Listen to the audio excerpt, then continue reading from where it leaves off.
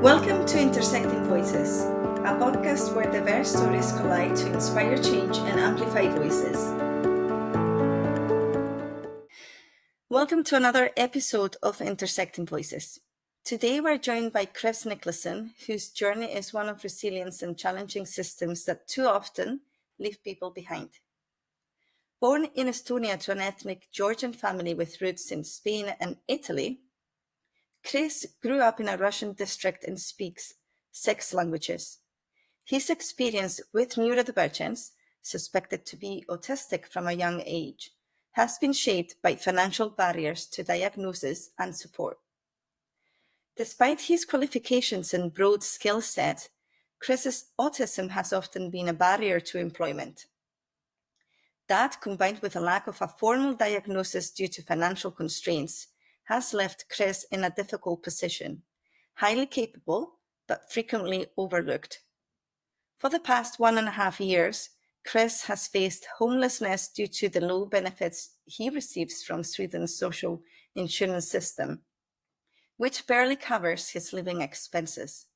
He also faces restrictions that prevent him from seeking work abroad or visiting family, as leaving the country would cost him his benefits. Chris's career has been marked by unpaid internships, part-time jobs, and the launch of his own marketing company, the Ash Impact, with a mission to create a more inclusive and employee-friendly work environment. Through his experiences, Chris speaks to the intersections of neurodivergence, systemic racism, and the limitations placed on those without the privilege of financial stability. Today, Chris will share his powerful insights into how these systems affect people and why it's so important to create a world where everyone has the chance to thrive. Hi, Chris. Welcome to the podcast. It's really great to have you here. Hi, thank you for having me. So what do you think if we crack on and we start exploring your cultural roots? Yeah, sure.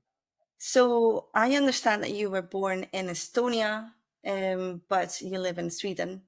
And I wonder, well, you have many other roots actually in Georgia, in Spain, in Italy. So how has it felt for you to constantly have to adapt to new places? Honestly, it has felt both good and bad, like both a blessing and a curse. On good days, it felt like I was one with the entire world. It felt like it's really not that hard to understand people, as long as you're willing to listen and try.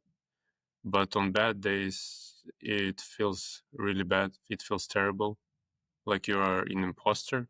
It feels like you have to put on a mask to be accepted, and it feels like no matter how much you do, it will never be enough for people. Yeah, I kind of understand that. I myself, so I'm from Spain. I live in the UK, but I've lived all over the place. I've been in Finland actually for over a year, Belgium. I've been in Singapore. And one of the things that I find with the UK is easier for me because I speak the language. Um, I think that you speak actually 6 languages, so it's quite a lot. But then even with my language skills, it doesn't feel like I'm ever going to lose my accent. I'm always going to have a little bit of an accent. And also, I know that you came to Estonia, to Sweden, in your teens, and so one of the things that I find myself, like I've been in the UK for maybe 15 years now, but I came in my late 20s. I missed everything that happened before. So when locals get together and they talk about, growing up in the UK, shows that I never seen, or music, and it always feels like I'm an outsider. That I'm just watching from the outside. It's quite hard to fully become part of a society when you weren't born and well, basically raised there. It was a bit more difficult when it came to Finland, say for example, because Even though I tried learning Finnish for a while, I never got to the point where, I mean, the culture is so different, the language, everything. So I feel what you're saying. Um, so you say that, you know, there is good and bad days. Like, I think that's quite fair to say. But you sometimes don't feel welcome. So how how do you feel about, you know, when you're not feeling welcome? What's how does that look for you? I felt that it really messes with your head, and mental health is what it does. Like not being accepted really makes your self-image and self-confidence take a huge hit. So you feel like no matter what you will do, it will come out wrong. You feel like it's not worth trying. You feel like there is something wrong with you. So now you don't trust yourself, and then you don't trust your actions. So you get constant anxiety for the smallest details in your behavior, your posture, your intonations, the choice of words, and even how you breathe. I've been struggling with that as well. And that's not something you just do once a day that you think and then it's fixed. You have to always constantly be aware of everything going on around you. Otherwise, you might risk getting into trouble or saying something wrong. And it makes even the smallest interactions feel extremely tiring and troublesome for me, at least. So when you talk about getting into trouble, what consequences are you exactly talking about? Uh, like for example, which happened like maybe 3 weeks ago. I just got randomly stopped by the police because they told me they didn't like the way I walked, for What? example. Yeah. So Wow. they just came out of nowhere and showed me their police badge and told me that they wanted to see my documents. And when I asked why, they said that they thought that I was walking funny, so they wanted to see my documents and everything. And then they asked me what I'm doing in the city, where I live, and everything such. And when I confronted them about that, yeah, I just walked. Then they also brought up the fact that I went into the store and then went out without buying anything. And then I said, yeah, but it's just there was a large queue and I didn't want anything from there, so I just changed my mind. People change their minds, and they didn't seem to believe me on that either. So that's something that may happen sometimes. That's quite shocking, and I've never experienced something like that. And I think this is really important to bring forward because sometimes, you know, what other people experience through their intersectionality is so invisible to the rest of us if we are not experiencing something similar. I mean, I go to the shops all the time without buying anything just to have a look, um, just to kill time. So that's really interesting. There is like some tangible consequences of not being able to mask, to be someone completely different to who you are, so that people think you're a part of them. Okay, so I wonder, like, your experience. You're talking about, I guess, cultural belonging, but also I heard some hints of neurodivergence as well in there. The masking part of it, isn't it? Uh, yeah, like I think depending on the situations, I have to mask like all the time. Because for me, one of the autistic traits I have is honesty. So I would always just say how it is, but I noticed that I have to like convey to some social structures here. So like even answering emails is troublesome for me because I have to get in the mind of the person, construct it in a perfect manner, and like make it very comprehensible. So maybe something that would take maybe 5 minutes to answer. I start thinking, okay, why did they send this email? What information do they need? Maybe they need information that they didn't ask for. Maybe I need to find out what information they need without them knowing and give it to them so that I can make it easier for them. So it becomes very tiresome, and there is a lot of work even with the smallest interactions for me. So yeah, even smallest interactions can give me a headache and make me tired. So sometimes I need to just get away and be by myself or be with people that know how my autism works, so I can be just with them, so I can be myself.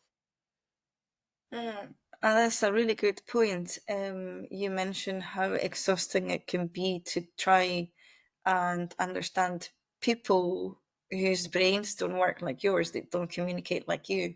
When you put so much effort into trying to adapt to them, when they don't meet you halfway, do they? It's you have to go all the way there.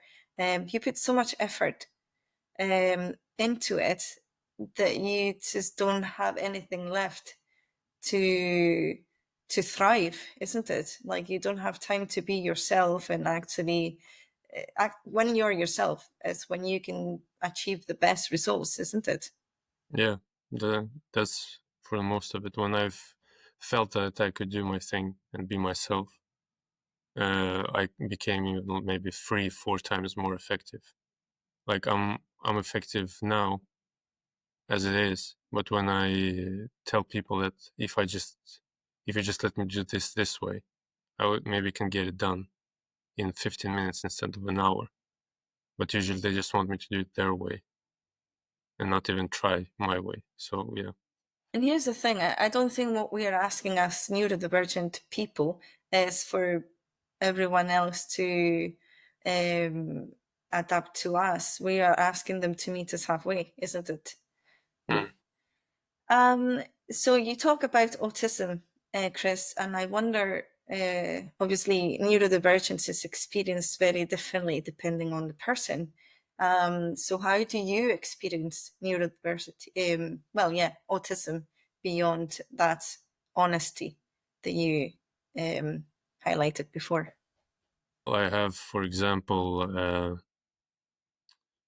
a very increased pattern recognition. So I can because from what I've seen, usually patterns repeat themselves. Because majority of corporations have usually are based on similar policies. Movies are usually done with the same plot lines in mind. So some autistics like me, they can recognize those patterns after seeing them enough times.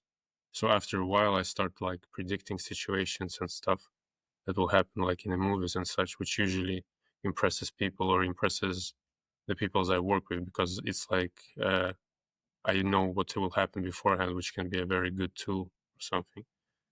Also, very good memory. I think when doctors checked me out when I was younger, they said I have 6 out of 10 or 7 out of 10 photographic memory. So if I concentrate long enough on something, it will just get stuck in my head and then I can access it whenever I need it. So that's something also which is useful when you have, for example, to remember large numbers or important information.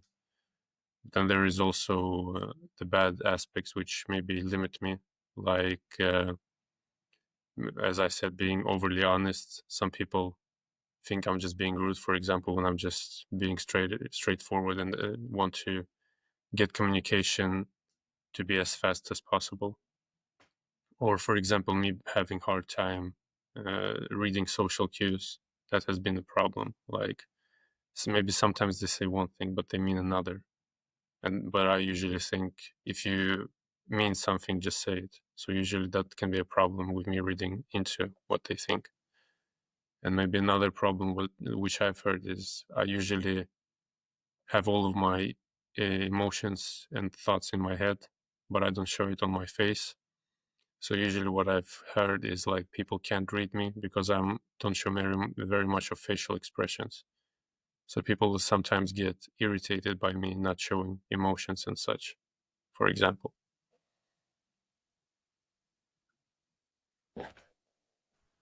You know, a lot of the way we feel, I mean, we've learned to mask quite a lot, haven't we? So it becomes quite difficult not to do it. A lot of the neurodivergence happens within your brain as well. So I don't know about you. I know this is quite common in neurodivergence. It definitely happens to me. Is the emotional dysregulation we talk about? Well, it creates anxiety, perfectionism, and the thing is, no one really understands it around me unless they are neurodivergent and they experience it, how hard it can be. It can be really overwhelming. But when you try to talk about it, I don't think they really get it. No, not really. So I wanted to move on to diagnosis, actually. So there is something personal from my personal experience that I want to share with you, Chris. So for me, getting a diagnosis was really meaningful because I was at a time in my life where I felt really lost. I didn't know who I was, and it helped me understand that I wasn't a weird neurotypical person. I was a completely normal neurodivergent person. And, I remember calling my mum to give her the news. This was a complete shock to me. I didn't know that I didn't even imagine I could be neurodivergent. This actually came through researching for my child. And, the penny dropped. And I thought, oh, maybe this is me too.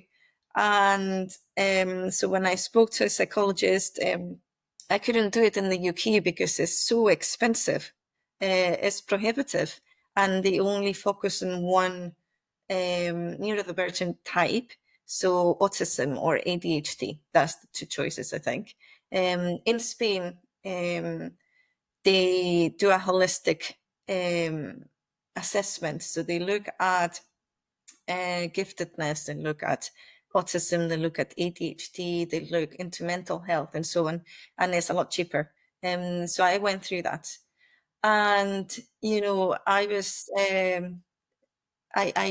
I called my mom and I just broke into tears, and I wasn't upset. I mean, it was just this overwhelming feeling that it just exploded. That suddenly my life made sense. Everything that I've experienced growing up as an adult, the way I sometimes felt like there was something wrong with me, because I didn't feel like most people around me, and I hid it, but it's always in there as a reminder that you're different. So I remember crying, and so it was basically twice exceptionality that I was detected. So basically, that means that you are gifted and you have what they call a learning disability, which I think, the people who decided that ADHD was a learning disability are neurotypical people, because I personally don't think it stopped me at all. It's just, it works. I just learn differently to other people. So when it comes to autism, actually, it's really difficult to detect in an adult woman because of all the masking. And there was like different opinions when I did the tests. They didn't detect it. It was more like through the interviews, but at that point, I was going through a very difficult period, so my mental health had suffered. And so some people felt that it was actually my mental health they were picking up.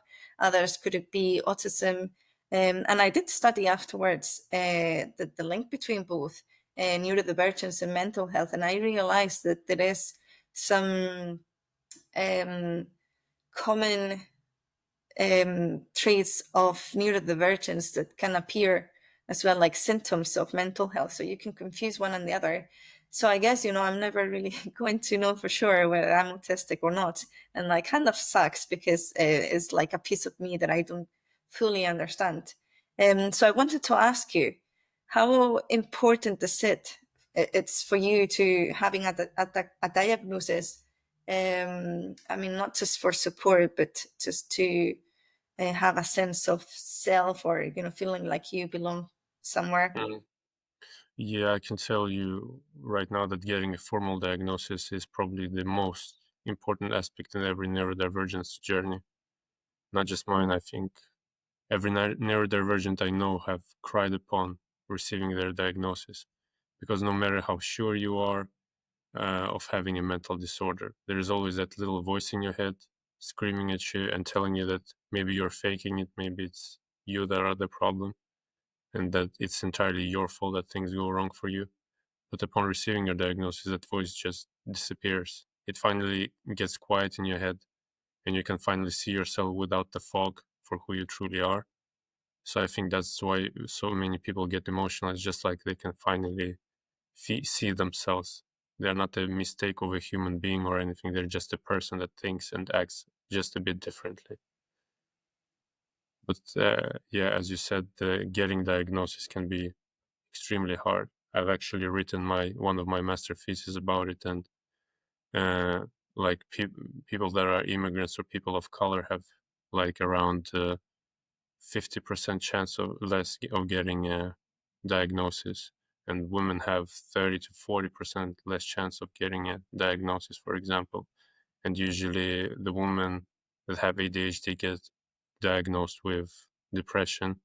All of the all of my friends that are women that have ADHD, they all of them told me that they got diagnosed with depression before getting diagnosed with ADHD, and they had to and like go on antidepressants for a while just to prove to people that it's not the depression, it's the ADHD. So just the fact that you have to like go for 2 3 months putting pills inside your body just to prove to someone Mhm. that that they actually don't know what they're talking about, because usually the people giving a diagnosis are neurotypical, so how do they know? So yeah, that's just getting it and then using it, because now that you have a proof, you can always say, here, it's actually this and I need this. So people actually start listening to you when you have just that thirst proof, and after that it gets easier and easier, I feel. Yeah, so I think that's actually quite interesting. Why do you think people from other races or cultures have less access to get a diagnosis? Well, from all the studies and research I've read and saw, and from what I've experienced, usually people are not usually people just get the formal education on how usually the neurodivergence presents itself, but they don't get studies on how different cultures feel or act or anything. They don't have gender studies, they don't have socio-cultural studies, they don't have political studies, which may affect how all of your symptoms showcase themselves. So in the end, you just get to the person and they just have like one little like reference to use. And if you don't match that reference, then they just dismiss you. So from some interviews that I've done for my research, many many people of color or immigrants told me that what they've heard is just, well, that's just how people from your country are. That's just how they act. You don't have neurodivergence. That's just how people from your country are. But they don't really know how people from uh, this country are, because usually when I ask people here in Sweden to describe countries outside of North America or Europe, they don't usually know the first thing about the country. They don't even know where it's located. So how would they know how people from that country act if they can't even point out the country on the map? That's a really good point. The cultural stereotypes, and I do think there is something behind it in the way that, um, well, coming from a Southern European country, I have a different type of communication, perhaps, or interaction than the people from Northern Europe. But I can't really be compared to every single person in Spain because, um, well, I have my own personality. I have my neurodivergence. I have, I'm introverted. I'm not talking like Mm. constantly. And but yes, I suppose that Sometimes you can see someone who's really direct. Oh, is that autism, or is it because of the country they're coming from? And things like that, I suppose. And that's a really good point. So when we talk about you looking for work as well, so actually, do you mind me asking? You mentioned, I think before, when we were talking, that you had several studies completed. Yeah. So is one of them was marketing, wasn't it? Yeah, one of them was in marketing, master's program in marketing, and then another one was in master's in business and administration. Okay, and how did that thesis you did on neurodivergence come? Like, is that something separate or from one of them? It was because I usually take on summer courses, or during my studies I took on courses at the side. So I was studying at 200% instead of 100%.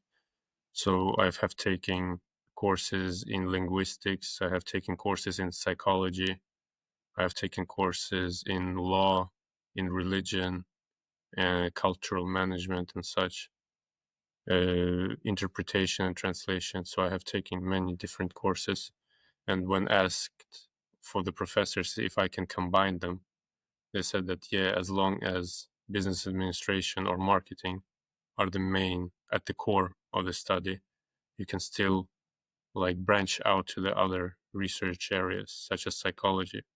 So when I was writing my first thesis in business and administration, I got allowed to branch out to psychology.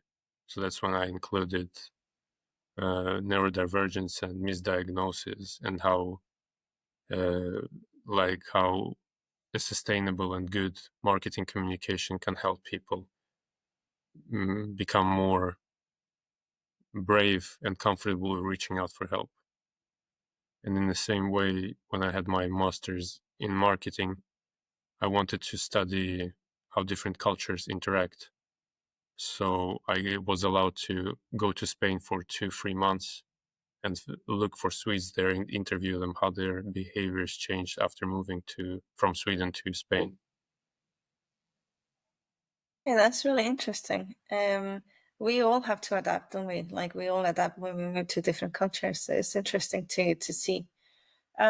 So specifically for you looking for work, how has your neurodivergence affected that journey? Well, my autism has helped me at times with practical aspects of a job search, because some of my autistic traits, as I mentioned, are photographic memory and increased pattern recognition ability. Those are extremely useful when I have to learn new skills for a job, work with a large data sets, work with time management, or just come up with systems of how to look for jobs, for example. Like I know which times most of the jobs get posted on LinkedIn. I know what to write in the search, uh, like in the search to find the jobs I'm looking for. I know what synonyms can be used to find the jobs that weren't given to me at the first time I was searching. So that's something which is helpful for me.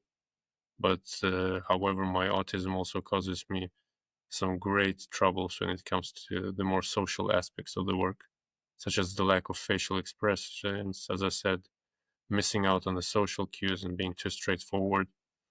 So these ones are seen more as scary and off-putting, which often decreases my chances of landing a job or being fully accepted by my colleagues, because usually I just hear that they can't quite put it, or they are not sure, but my vibe is off, or they don't know because they can't really get a read on me, but they do want to like be able to read me effectively in order to accept me. So do they know, when you're searching for a job or when you interact with these people that you are potentially autistic? Like if they know if I am, or how do you Yeah, mean? do they know? No, they don't know. They never know. because every time I ask someone if they know what autism is, no one can give me an explanation. They don't even know how it presents itself. They just know, like, from maybe 2 or 3 characters from the pop media. They usually think I will be going around acting like Sheldon from Big Bang Theory. That's usually what they think. But that's so simplistic way of thinking, because it's such a wide spectrum and it presents so differently in all the different people. Uh, and it's actually so undiagnosed. So much of it is undiagnosed. So it's actually, sometimes I even think it's irresponsible not to go and educate yourself on that, because there are so many people that potentially have it, and you might be speaking to them every day without knowing it. So this is the part that got to me actually. So a few years ago, I knew nothing about neurodivergence. I mean, well, I maybe had the stereotypes that are really old-fashioned stereotypes about ADHD and about autism. I had never heard the term giftedness before. Perhaps, I don't know if you watched the film Matilda. I thought that's what giftedness is. So obviously, I couldn't see myself in any of those stereotypes that I had.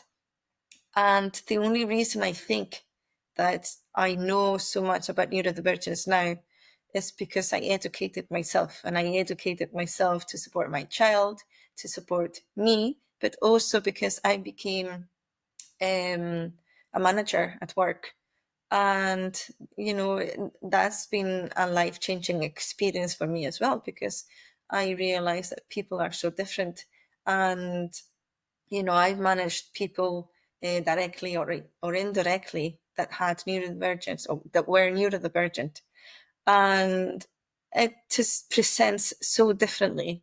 The part that gets to me is that while I've done this, and probably for a selfish reason, in in part, um, no one else. We talk a lot about, diversity, equity, and inclusion. We talk about a lot about neurodivergence, but no one actually takes the time to educate themselves about what it means. And it's almost like the responsibility is on us to raise awareness, while no one else is actually taking the responsibility to educate themselves. So you make a really good point. Um, so when you talk about job hunting, some parts, so your autism makes it really easy for some of the parts, and I'm guessing those parts, as you say, is the application, the tests, and so on, and probably is the part with the social interaction when you have to perform an act, if you want to call it like that, when you do the interviews. That's the part where probably um, you struggle to connect with the interviewers, and the interviewers with you is it's not on you only, it's on them too. But I suppose you are the one who has the immediate consequences of it. Yeah. When we talk about the struggles that you're facing for job hunting, um, you are at the same time relying on the helps from the government to survive. And I wonder if you could talk a little bit more about that situation that you've been experiencing over the last year or 2 years. Yeah. So I became unemployed right after graduating. So according to the Swedish laws and the rules, my employment allowance at its maximum is around 4,000 Swedish crowns per month, which is around 400 euro. Uh, which, with the Swedish prices, that barely covers my food expenses. So I had to terminate my apartment lease, and due to that, I have been crashing on my friends and sisters' sofas or sleeping on the floor for the last 1.5 years. So I can't even imagine how it must be for people who don't have the social network in countries where they are looking for jobs, because that's basically all or nothing for them. I still have someone to lean back into, even if it's uncomfortable for me and maybe them. I still have the option, but those people, they don't have. They must be living in a constant financial fear of what may happen to them the next day. And neither does the Swedish social insurance system cover my sickness benefits, for example. I had to get operated last month and I had to recover for around 4 weeks, but I were informed that I would not receive my employment allowance if I didn't continue applying for jobs during my recovery time. So I had to apply for jobs and I had to go through the interviews while on pain medication and internally bleeding out, basically. And then also the Swedish social insurance system doesn't allow me to leave the country, because if I leave the country, I will be terminated from the Swedish unemployment agency program and lose my allowance once again if I do that. So I haven't been able to visit my immediate family and I haven't been able to efficiently apply for the positions abroad for 1.5 years now. Seems quite tough, to be honest. So the Swedish government doesn't have housing benefits. They have housing benefits in a way, but it's like if I would have an apartment, I would have to apply to them with my rent and everything and tell them, hello, I'm unemployed and I still have to pay the rent. Can you give me a rent now? But now that I don't have an apartment, then they are not paying me. And they said that I will only be getting the money if I can get an apartment. But the problem is here in Sweden, when you apply for an apartment, they look at your job, they look at how much money you're making, all of your credentials, and looking at them, they don't give me the apartment, because usually we have to stand in the queue, and I have usually, with my amount of points in the queue, how much days I spent in the queue, I'm usually in the top 10. But how they do it, they just take the top 10 and look at all of their credentials and they pick the one with the best credentials and best credit scores. And that's never me, because I haven't had a job for around 2 years now. So it's never me. So I will never be able to get an apartment and get the housing benefits until I get a job. And at that point, they won't give me the housing benefits because I will have a job. So that's Right. a sort of a loophole that they have in order to not help me, I feel. Do you think that having an autistic diagnosis, like an official one, would that help you through the system in Sweden with support or even finding a job?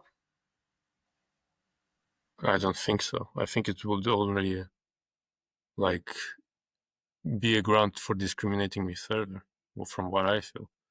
Because even in the job agency, I did tell them that I'm suspected for autism, but I can't get the money to do so and everything. And I given them all the examples and all of the misdiagnoses that I have, because I have a lot of other diagnoses that I was misdiagnosed with in my journal.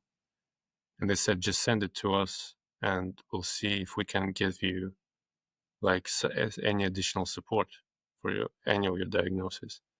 And I sent it to them, and that was 3 months ago. So they haven't even called me and told me that they got it. They haven't told me what we can do. They haven't talked to me about any potential help that I can get. They just ghosted me basically with that. I do have a similar experience, I suppose, when it comes to my professional life. I think, everyone is really on board to be inclusive. Sometimes I think they don't know how to. Mm.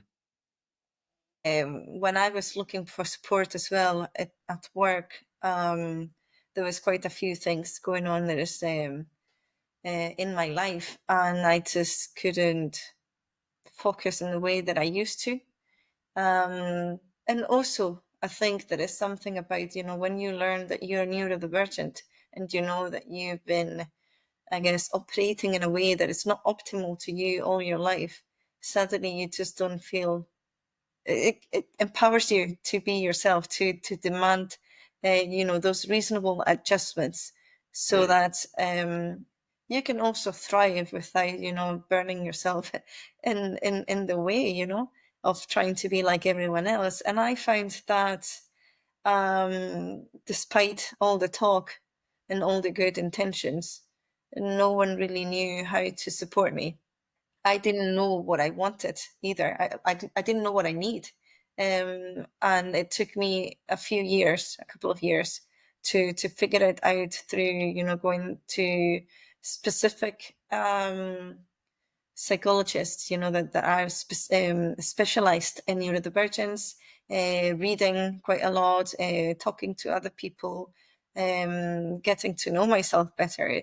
It's taking a long time. So I think, some people have better intentions than others when it comes to trying to be inclusive and helping. But I think even the ones that have good intentions struggle to understand, what is it that we need. Yeah. Yeah. Well, from my experience, it was like, as I mentioned, when it's the good traits, like me remembering like all the important information, maybe from a document during the meeting or something like that, then people like start supporting my autism and acknowledging it and saying, wow, Chris's autism is like a superpower, so cool. But as soon as it starts messing with their heads that they can't read me, or I don't show facial expressions, or I'm too straightforward, then that acceptance just suddenly disappears. Like they say, no, it's just how you act. It's not the autism. So in a way, it feels that my diagnosis deserves acceptance only if it provides value. If it doesn't provide value, then it's a nuisance to them. So that's how I felt, at least. It should be something that gives them something, like provides value in order to be something to them, to even be on their radar. Yeah, and I suppose, when you think about it, everyone has their strengths and their weaknesses. Sometimes the weaknesses are just defined as, something that is different rather than truly an inconvenience, for you. It's maybe an inconvenience to other people who don't understand it.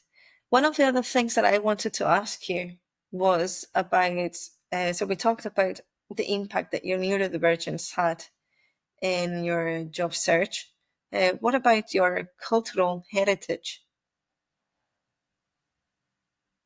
Yeah, I think it's like, I think I'm talking from my family's experience. And until I think when I started taking courses in psychology, then I brought like the attention to my family about it. Because before that, they didn't believe depression was a thing. They didn't believe ADHD was a thing. They didn't believe anything was a thing, which is psychological things. But then I started studying it, and I noticed my sister, for example, acting a bit ADHD like. So, and she was suffering because everyone told her, you're lazy or you don't do things the right way and such. So I was the first one to come to her and say, maybe you have ADHD. Maybe you should check it out or something, because uh, maybe there is something in it for you. And first she was reluctant as well. But then as I read like more and more on psychology, I started like understanding how she thinks. And I started like telling her how she feels and thinks before she even told me. So I think that was like a turning point. She started to think like, if he knows how I feel, and think maybe there is something in what he says, maybe I should go and test it. And then more and more she started feeling that yes, there maybe I do have ADHD. And then she was fighting to get a diagnosis, and maybe it went on for maybe since she was 18, 19, but she got the diagnosis like last year when she was 23. So she had to go for 5 years and try to get that diagnosis, uh, which is extremely long time. But then after that, also my mom started to read on more on that and everything. So, and then some other members of my family also started to think that maybe they have something. So in a way, before that, no one knew in my family. Now some of them know, some of them are supportive, some of them like think, but it's like it's a long process. Sometimes I have to remind them how different people act, how different disorders present themselves, how different people may think, just to put them back on the track. So I would say for me, in my cultural aspect, it's a bit of a 50-50 with the understanding and with the misconception, at least in my family after I've like introduced it. But if I would go to my home country in Georgia, I think most of people wouldn't even know what autism is. I think maybe they would think I sneezed and said something funny or something like that if I said the word, because not many people do know about the conditions. Yeah, that's a good point. Yeah, I think even here, a lot of people don't know what it means. I mean, they know the word, Mm. they don't know what it means. I know, like, neurodivergence is genetic, and a big, just because, say, your parents are autistic doesn't mean that your children are going to come out autistic.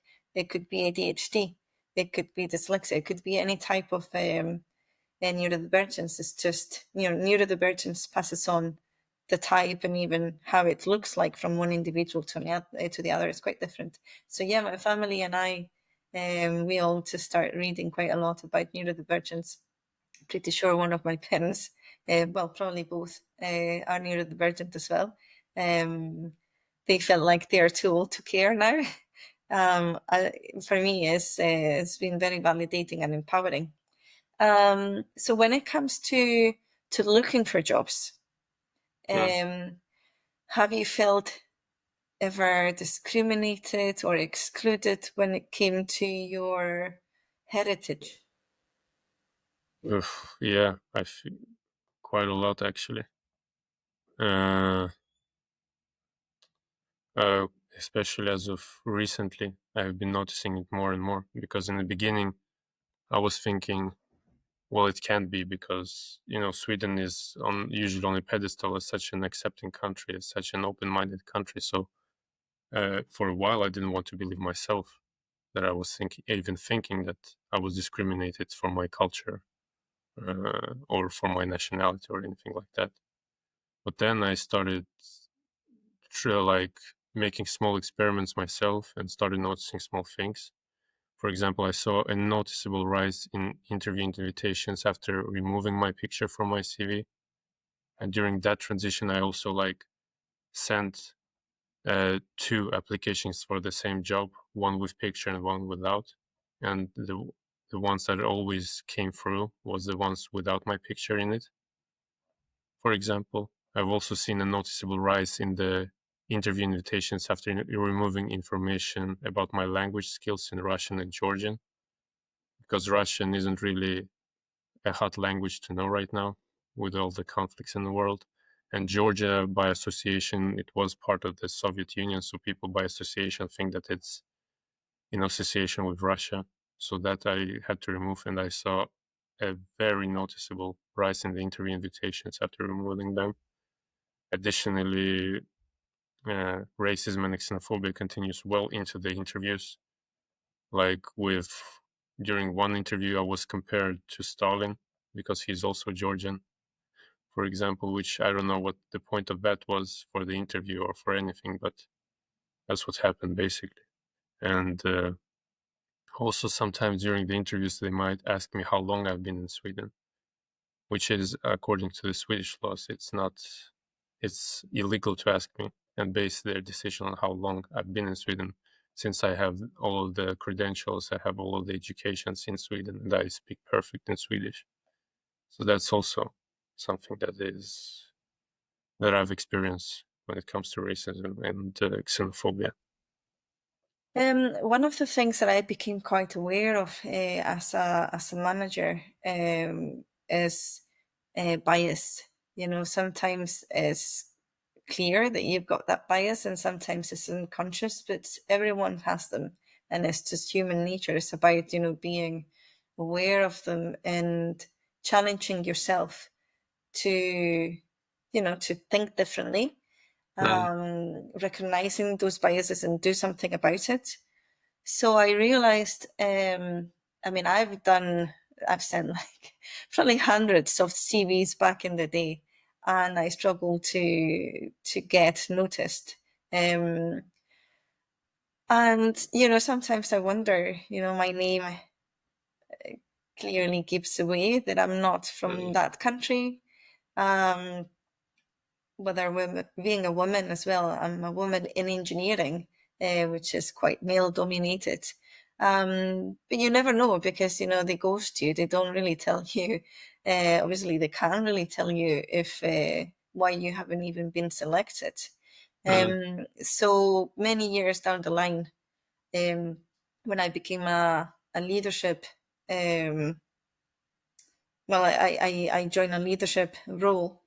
I I was part of some recruitment campaigns, and I was the hiring manager, and I was looking at CVs, and it's quite difficult because you get so many of them, Of and course. you use those shortcuts to try and select them, like you read them really quickly, and you notice.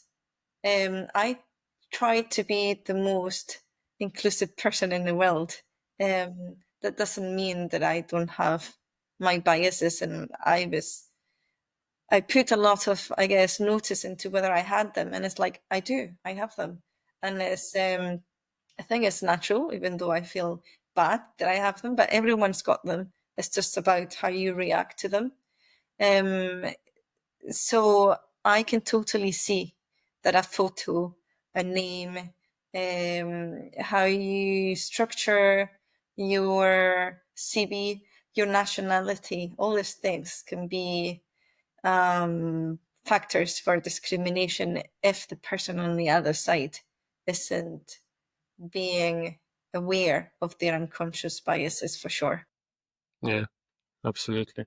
And I have gotten some like illogical explanations as for why I haven't gotten a job as well. Like sometimes I get information that I'm too qualified, like I'm like too good, and they say then you should apply for our senior positions. And then after I did that, they told me that I'm not qualified enough, even though they were the ones that recommended it. And then, as you said, like with the like IQ test, for example, I started, as I said, like with pattern recognition. They use very many times they use the same uh, uh, forms for the IQ test. So in the end, it became second nature. So I memorized like the entire test. So I scored like perfect, like all the questions in the IQ test were right. And after that, they came back and told me that I was too smart. Like, yeah. You can never So win, can you? no. So I thought like, yeah, well, it sounds like an oxymoron. Like you're giving me a compliment, but then you say that that's the reason that I'm getting disqualified from this like recruitment process. So I'm not quite sure how me being smart is a problem right here. Yeah, I was thinking So that how yeah, being being too smart is yeah, something bad. It's almost like an excuse, isn't it? yeah. Well, my sister she studies HR, and she said like, while they don't want to accept it, maybe some of them fear that a too capable person might like go for their jobs or something if I get hired. But I have no interest in stealing anyone's job. I just want to like put food on my table and maybe like to make a nice trip to my home country once in a while. I'm not out after anyone's job or like want to put anyone else out of their careers or anything. I just want to like live my life peacefully. So yeah, You have recently launched the Ash Impact, which yeah. is your own company. So, what do you aim to achieve with it, apart from obviously having a job and putting food on your table, which Mm, is really important? yeah. Um, and what inspired you to go that route? I think one thing that inspired me is mm, being unemployed for so long and seeing all the bad environments that people of all backgrounds and diagnoses and cultures face. So in a way, I want to create an environment that welcomes people of all backgrounds and nurtures the new ways of thinking. And the other reason is because ever since I was a kid, I always thought that people that are strong should protect the weaker ones, and people that can get strong have obligation and responsibility to get stronger so they can help the weaker ones. So I feel like I almost feel like I have to, because I feel like I can learn things fast, I can do things fast, remember things. So it's almost like I have to get stronger, rise higher, and help the weaker underdogs on the job market who have so much to offer, but are not given a chance to shine on the market, on the job market. So in the future, I hope that the Ash impact will be associated with kindness, creativity, and inclusion by everyone, if I'm Yes, lucky. that's really inspiring, and you're right. I mean, I don't think for either of us it's easy to get our voice heard, but we are in a position Mm, where we are giving it a try. But a few years ago, I was in that position. I didn't have that empowerment to go out there and try to make my voice heard. And there will be people like that now. So I totally get that. And this is what I'm trying to do as well with this podcast, is to give other people a voice to be heard. So that is really inspiring, Chris. Can you tell us a little bit more about what services the Ash Impact is going to offer? Well, right now we just it's just me on the company, and I'm just shaping up the general structure of the company. Like I have to look up all the economics, laws, budgeting and stuff myself. But in the future, I hope to focus on the marketing services like graphic design, maybe market research and such. But I've also thought if it gets big and if it becomes some successful, I would be totally open to branching out to other industries as well, because I think in all the industries there is some biases and people should be heard in everywhere. So, but I'm just starting with the marketing because that's what I do best. And then after a while, if I get better at other things, then I will get there, because I have a strong policy on I before I go somewhere and try to make a change, I have to understand it. I wouldn't be able to talk to autistic people about their struggles if I wasn't myself autistic. I can't tell women in engineering what they should do because I'm not a woman in engineering. I would I would find someone who is a woman in engineering to help me understand it, and together maybe we would do something. But I won't do it myself because I know there is such a large factor of living your life as a woman for like 20, 30, 40 years that I would never be able to amass all that sort of experiences and information in my head. So I need help from people who have experienced it. So from the beginning, I will start with something I know I'm good at and have experienced. And then as I gain friends on the way, I think I will be able to enter other areas with their help and help them on the way. So, what is do you have a first project in mind that you want to uh, launch? I think in the beginning, right now, marketing industry is so closely connected to the art and such, especially with the graphic design. Because I've also had courses in graphic design, and it's usually graphic design is associated with the marketing, but it's also, if you don't do it for the monetary wins, it can also be an art form in itself. So in the beginning, I just thought of focusing on the social medias and maybe just showcasing what kind of designs I can do and make. And maybe if anyone or the companies resonate with my art styles and such, maybe they will reach out and we'll go from there. But in the future, I really want to like build very strong relationships with the companies, because I see a lot of companies and marketing agencies nowadays, the only criteria they have for accepting a company is one, they pay, and second, they're big, like big and famous, which is good for their own brand. But I think if I'm ever in position of choosing what kind of company I associate with, I will always do like a background search and see that they actually stand for the same values as I do.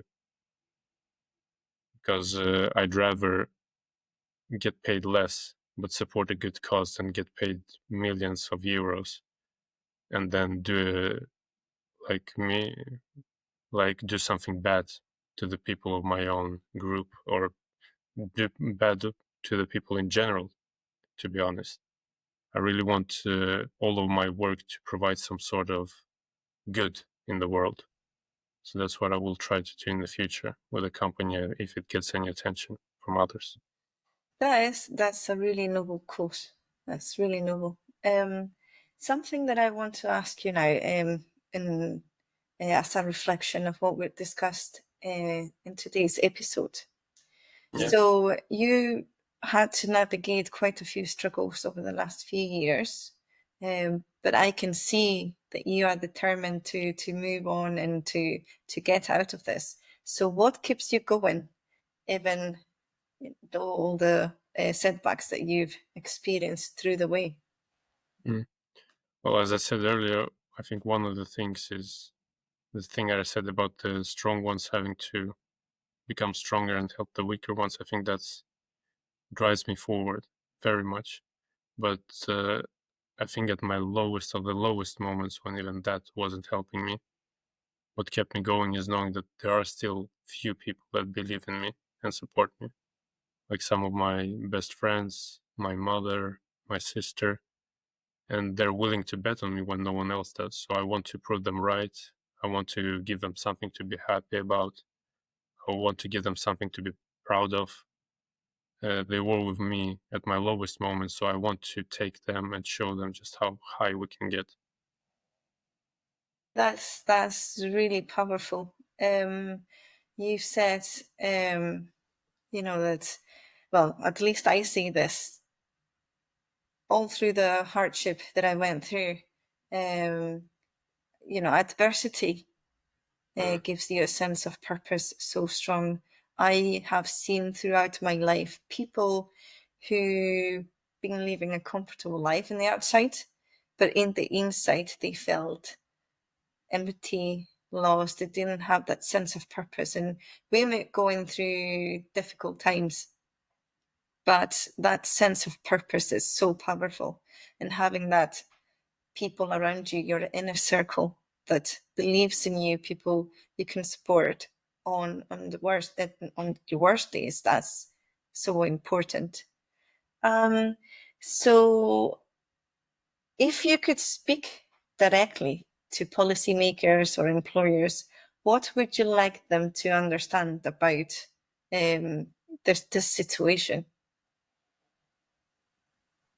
There is so much that I would say to them, because there are so many things that I see them doing wrongly, in my opinion. But when you say people like me, my mind automatically went to the people that are oppressed or discriminated. So from my experience, I get oppressed and discriminated when others were scared of me in some way. So with that being said, I want policymakers and employers, if they are going to take one piece of advice from me, it's that there is nothing to be afraid of. Immigrants are not here to take over your country or ruin your companies. Neurodivergence don't want to ruin your companies and country. LGBTQ people are not here to recruit your children or ruin your country or in any way do any harm to you. Like, women are not here to take over the engineering field. They just want to work with something they love. So no one wants to ruin anything. No one wants to hurt you. All of us, we just want to be treated like fellow human beings and not second-class citizens. We just want to live a fairly decent and happy life. That's all it is to it. Exactly. I mean, at the end of the day, we're all human beings, isn't it? We all have feelings. We just want to find ourselves be accepted for being our true selves, and not be made like we need to fit stereotypes that don't really fulfill us. So that's really powerful. Thanks, Chris. And one last question is, what do you hope listeners take away from hearing your story, especially those who may be in a similar situation to you? Yeah, that's a good question. If I'm to leave with one piece of advice to all the listeners, it's that what I've learned is in the darkest times, hope is something you give to yourself, not something you're given or find something. You should create it yourself.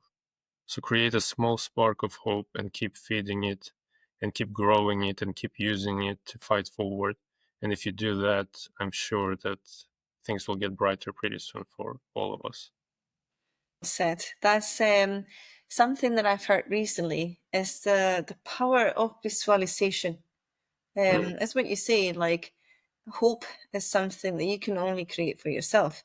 And if you visualize yourself being successful, your mindset changes things within, around you, how you come across and how you perceive things. You find those opportunities around you more easily than when you think it's not going to happen. So hope and that power of visualization is definitely a great advice to give, Chris.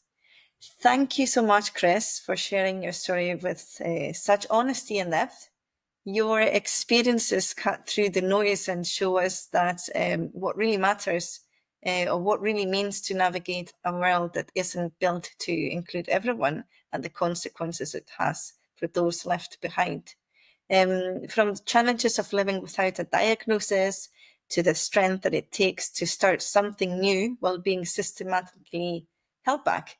You've reminded us that resilience isn't about surviving alone, but about daring to create space for others too. To our listeners, if something in Chris's story has resonated with you, we invite you to connect with them. Whether you're someone who wants to collaborate, offer support, or just share solidarity, reach out. You can find Chris through his company, The Ash Impact, or via the links in our episode notes. Let's not just listen, let's respond, let's be part of building a world where people like us aren't left fighting alone. And until next time, this is Intersecting Voices. Thanks for listening and take care of each other. Thank you for tuning into the Intersecting Voices podcast. If you enjoyed today's episode, please take a moment to leave us a review on Spotify or YouTube. Your feedback helps us grow and bring you even better content. Don't forget to hit the subscribe button so you never miss an episode. See you next time.